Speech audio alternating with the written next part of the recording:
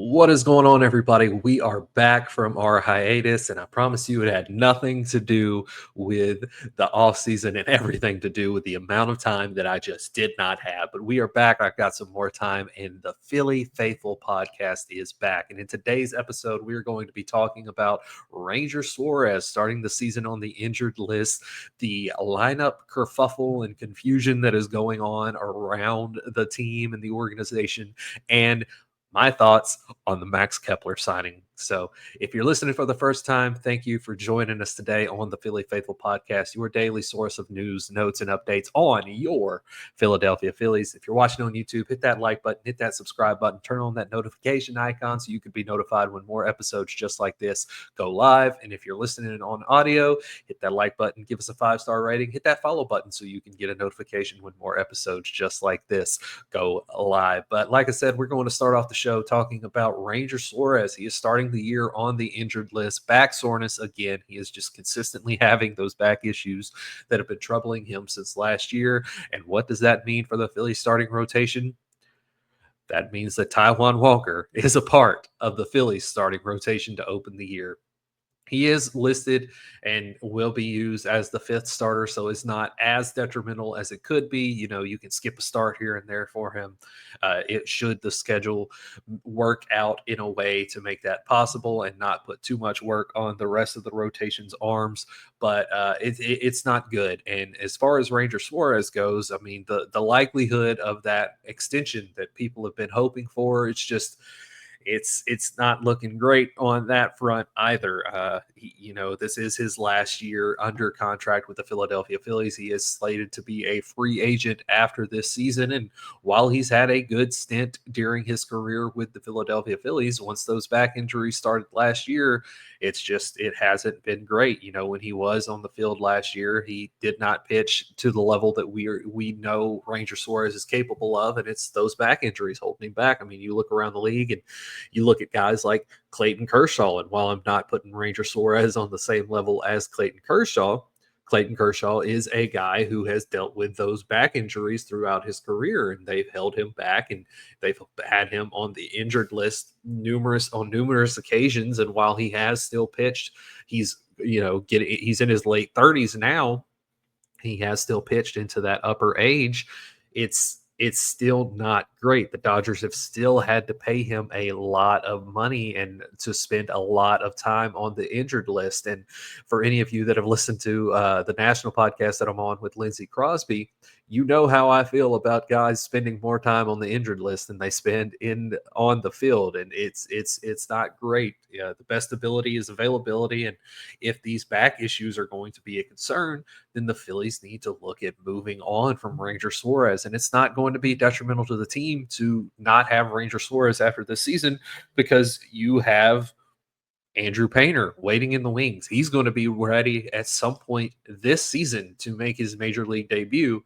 And so that starting rotation was going to be getting packed anyway. So it's not the worst thing in the world to imagine a Philadelphia Phillies starting rotation without Ranger Suarez in it. While again, he has been great throughout his time with the Phillies, it's just that time is coming to an end now, and it's something that happens in Major League Baseball. He can be great for another team after this year, and spend his last year with the Philadelphia Phillies when he is healthy and when his back isn't bothering him, trying to help the team make that push to the World Series that has just eluded them for so long.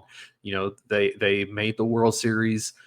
They made it to the World Series in 2022 and lost to the Houston Astros. And then in 2023, they lost in the National League Championship Series to the Arizona Diamondbacks. Cough, cough. Thank you, Craig Kimbrell. Cough, cough.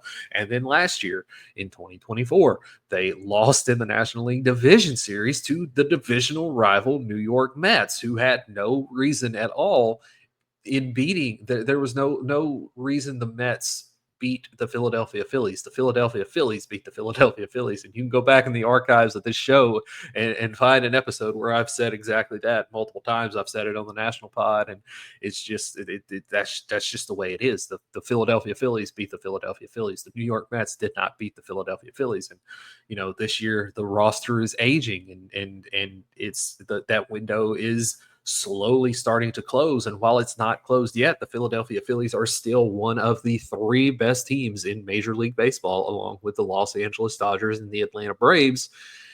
After this year, that begins to decline more and more as guys continue to age, as Trey Turner continues to be worse, as Nick Castellanos has another year in the lineup, and it's just it's not great. But the world without Ranger Suarez just isn't.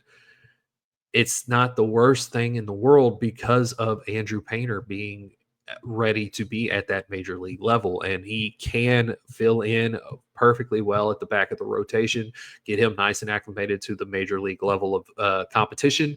Don't overwork him in his return back from Tommy John surgery. Give him some time at AAA to get a little more innings under his feet this year before you move him up to the major league roster in May, and then manage that workload. Don't have him try and qualify for the ERA title. Have him get 80, 90 innings at the major league level after getting 30 or 40 at the AAA level. And that's a good workload for a guy returning from Tommy John surgery. And he can replace Ranger Suarez moving forward. There are options available for the team, and that is the best one, of course. And it sucks that Ranger Suarez is having these back injuries, and it seems to be a chronic issue at this point. So it does suck that the Phillies don't have him in the rotation and won't have his ability on the field. But it's not the worst thing in the world. I mean, the rotation now is Aaron Nola, Zach Wheeler, Jesus Luzardo, and Christopher Sanchez, and then a fifth starter until Andrew Painter comes up, and then Andrew Painter becomes that fifth starter and works his way up the depth chart. But it sucks that the rotation is going to be out without Ranger Suarez, but it's not the worst thing in the world. But the worst thing in the world could be the lineup construction. I've had my doubts about Rob Thompson's managerial prowess, and I've made it very clear how I feel about him. And he is a clubhouse vibes guy. He is not a manager, and it becomes more and more evident every time a managerial decision comes about. And apparently now the decision right now is to change the starting lineup and not change it in a good way. The plan seems to be having Trey Turner be the leadoff hitter, and Kyle Schwarber move down the lineup to a cleanup hitter. And Kyle Schwarber even changed his approach going into 2024 to cut down on the strikeouts and improve the walks, which he was already at a high level of accruing. And it worked out tremendously. He didn't lead the National League in strikeouts. He had a batting average much closer to 250 than 180, and he led the National League in walks with over 100 walks. And he wouldn't lead the National League in walks this year because Juan Soto is back in the National League, but it just doesn't make sense because Trey Turner is just not a good hitter. You can look at his baseball savant page, and while on the surface his numbers in 2024 were much better than his numbers in 2023, regression is coming, man. Regression is coming. There's a lot of blue on that baseball savant page, and it's just not good. Trey Turner is not the hitter that he once was, and he is much better suited batting in the sixth or seventh spot in the lineup. And over the offseason, Ryan Spader on Twitter has been talking a lot about lineup construction in general, and he is a Phillies guy, but he has been talking about it across baseball as a whole, and he's done studies into this where the best hitter on the team needs to be the leadoff hitter. And while I do like the idea of Kyle Schwarber batting leadoff, I also like the idea of Bryce Harper batting leadoff because he is unquestionably the best hitter on the team. He's one of the best hitters in the sport. And if you have Bryce Harper batting leadoff, he gets so many more plate appearances. And the study that Ryan Spader did specifically was about plate appearances late in games that have meaning as far as run scoring opportunities, and batting from the first position. That batter gets so many more opportunities with runners in scoring position late in games than any other spot in the lineup. And it does come down to the fact that spot in the lineup does get more opportunities at the plate than any other spot in the lineup. And so having Bryce Harper batting leadoff gives Bryce Harper so many more opportunities to do damage. I mean, imagine how many more home runs Bryce Harper would have if he had moved up 2 spots in the lineup, because every spot in the lineup that a batter moves up is essentially 0.11 more plate appearances per game, roughly, over the last spot. So he would have 0.22 more plate appearances per game than where he is now. I mean, you extrapolate that over 162 games, and that is a lot of plate appearances. That's like 30 to 40 more plate appearances over a season, which could give Bryce Harper another 2 or 3 home runs on his final total over a year, and give him that many more RBIs and that many more doubles, that many more triples, that many more hits in general. And it's just giving Bryce Harper, the best hitter on the team, one of the best hitters in the sport, more opportunities to do damage against opposing lineups. And again, I'm not opposed to sticking with Kyle Schwarber in the leadoff spot, because again, he gets on base. He is the best in the lineup at getting on base. Doesn't matter that it's hits. I don't care that it's hits. I mean, he gets on base. And what do I like about Kyle Schwarber? Why do you like him? Because he gets on base.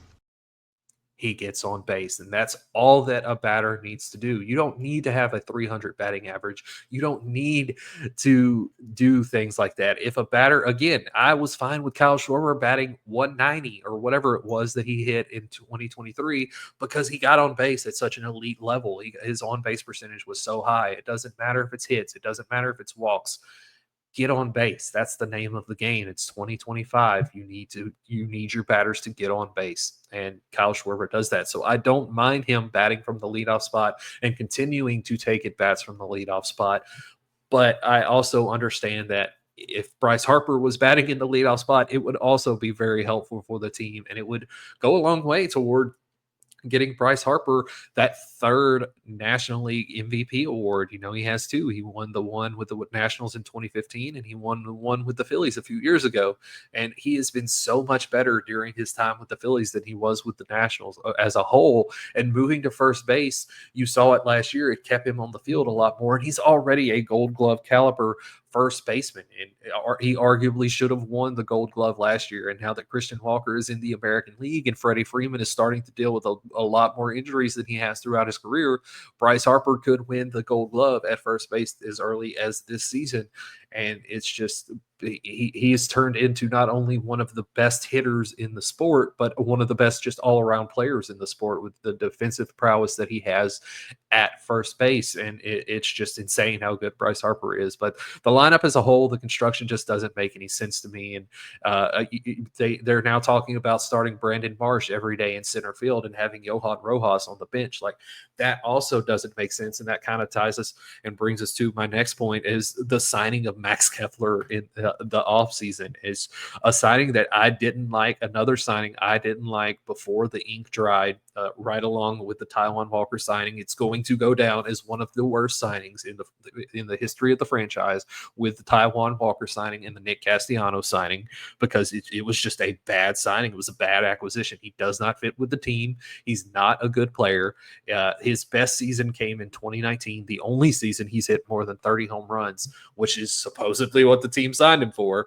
The only season he's hit 30 or more home runs was in 2019 with the rabbit ball. No other season has he hit 30 or more home runs. And every other season, he is perennially hurt. He gets hurt more. He's on the injured list more often than he is on the field. And I've already made it clear how I feel about those kinds of players. They have there's no point in paying them a ton of money, because they're getting paid to do nothing.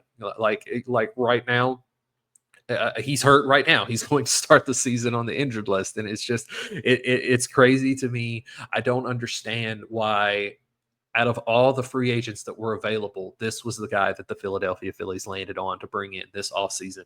Like, I understand the Jordan Romano signing. I get that he's a massive bounce back candidate. He has not been hurt throughout his career. He had injuries last year, and that is presumably what held him back in his production. But he has been a top level closer throughout his career, and the Phillies needed that. And I don't understand not bringing back Jeff Hoffman and then choosing to sign Max Kepler. And now Brandon Marsh is assumed to be the starting everyday center fielder, while Max Kepler is going to be starting in left field. Guess what, people? Starting Max Kepler in left field is no different than having Nick Castellanos in right field.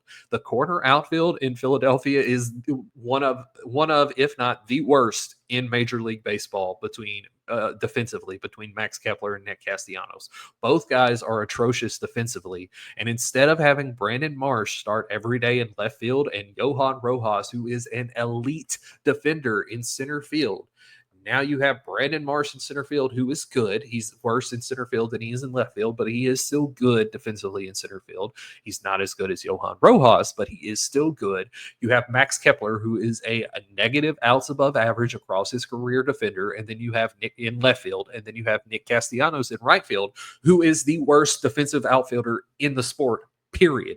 And he doesn't even bat well enough to make up for how bad he is defensively. So it doesn't make sense why the defense was already bad. Let's make it worse instead of starting Brandon Marsh in left field every day and then starting Johan Rojas in center field. You don't have to have world beaters up and down your lineup. You don't have to have 9 guys who are going to contend for the batting title or contend for the Silver Slugger at their position. All you need is, especially in the postseason, Lindsay has said it so many times on First Pitch, you need 3 batters, 3 pitchers, and 3 relievers to make a deep run in the postseason. The Philadelphia Phillies have much more than that as far as starting pitchers. They have the 3 relievers in Orion Kerkering, Matt Strahm, and Jordan Romano. If Jordan Romano can, in fact, have that bounce back season that I expect from him this year. And they have the 3 batters in Kyle Schwarber. They have more than that in Kyle Schwarber, Bryce Harper, Bryson Stott, Alec Boehm, if he can redo what he did for most of 2024 and 2025, and Brandon Marsh, what Brandon Marsh is capable of, and then JT Realmuto, if he can come back after having the knee problems in 2024 and the knee surgery, if he can come back anywhere close to the offensive production that he has produced throughout his career. Like, the Phillies have more than those 3 batters. They don't need up and down the lineup everybody contending for the Silver Slugger. And Max Kepler is not even going to contend for the Silver Slugger because he's going to be on the injured list. He's not even going to play enough to qualify for the award. So there's no point in having Max Kepler starting every day in left field, hurting your outfield defense, while you have a guy like Johan Rojas who could win a Gold Glove at center field and contend for the Gold Glove in center field with guys like Brandon Doyle of the Rockies and the center fielder for the Brewers and the center fielder for the Padres. I'm blanking on those guys' names right now, but Johan Rojas could 100% compete with those 3 guys for the Gold Glove in center field. And he's still not the worst batter in Major League Baseball. Like, he can still hit 240 to 250. Like, there's nothing wrong with that. He doesn't walk. He doesn't provide much power, but he does hit, and he does play elite defense in the outfield. And your outfield defense would be so much better with Brandon Marsh, who is an elite defensive left fielder, and Johan Rojas in center. And it's crazy to me that is. It just doesn't make any sense, and the Max Kepler signing just doesn't make any sense to me. Dave Dombrowski is kind of losing his fastball. Like, he's not the Dave Dombrowski we've seen in the past. It works out in a way because he's not trading away the top Phillies prospects like Justin Crawford, Andrew Painter, and Aiden Miller, but at the same time, he's making these just ignorant signings that just don't make any sense. The Taijuan Walker signing, the Max Kepler signing, it doesn't make any sense. And hopefully it does work out for the Phillies. I just don't see it working out. I see it going down as another bad signing in the history of the franchise, right up there with Taijuan Walker, right up there with Nick Castellanos. It doesn't. And I was wrong on the Nick Castellanos. I think I've said it on this podcast. If you want to look back in the archives, I think I said it, that at the time of the signings, Nick Castellanos and Kyle Schwarber were signed in the same offseason, pretty close together. And expected the Nick Castellanos signing to be much better than the Kyle Schwarber signing, but I was wrong on those. But I was right on the Taiwan Walker signing, and it's just it doesn't make any sense to me, and I really think I'm right here and on the Max Kepler signing because he just does not have the best ability that there is in baseball, and that is availability. He does not have that, and when he is on the field, he's not that great. He's bad defensively, and he's a middle of the road offensive bat. So it doesn't make any sense to me why the team would go out and sign him and just make your outfield defensive prowess in the outfield worse to not really upgrade your lineup by any substantial measure. It doesn't make any sense to me. But opening day is right around the corner. Opening day is on a Thursday, and it's going to be a fun season. 2025 is going to be another fun season, just like 2024 was. It's going to be a lot tougher because the Atlanta Braves look to be a lot healthier than they were in 2024. And honestly, I do have the Braves winning the National League East because of the fact that they are going to be a lot healthier, and on paper, on their roster as a whole, is better than the Philadelphia Phillies roster. And the Philadelphia Phillies, again, they're one of the three best teams in baseball, right there with the Dodgers and the Braves. But they might be that third best team. It's just they got to make better decisions as far as managerial decisions, and they've got to make better decisions as far as who they're going to bring into the fold. Like this trade deadline this year has to be far better than the trade deadline in 2024 because and 2023, because those two trade deadlines were just an absolute joke. And they've got to do better as a front office. They have to do better. Rob Thompson has to do better at his job as a manager than just being a vibes guy. Like he has to have some kind of baseball understanding and wisdom to make better decisions than he has made in the past. But it's still going to be a fun season. The Phillies are going to win games in spite of what the front office does and in spite of what Rob Thompson does, because they are just that talented. They're that talented of a roster, and the race between the Phillies and the Braves is going to be a fun one. And this podcast is back, baby. So like I said, if you're watching on YouTube, hit that like button, hit that subscribe button, turn on that notification icon so you can be notified when more episodes go live. If you're listening on audio, give us a 5-star rating. It would help us out tremendously. And until that next episode, I've been Troy. Y'all have been awesome. This has been the Philly Phaitful Podcast. Peace, love, and rock and roll. I'm out. Bye.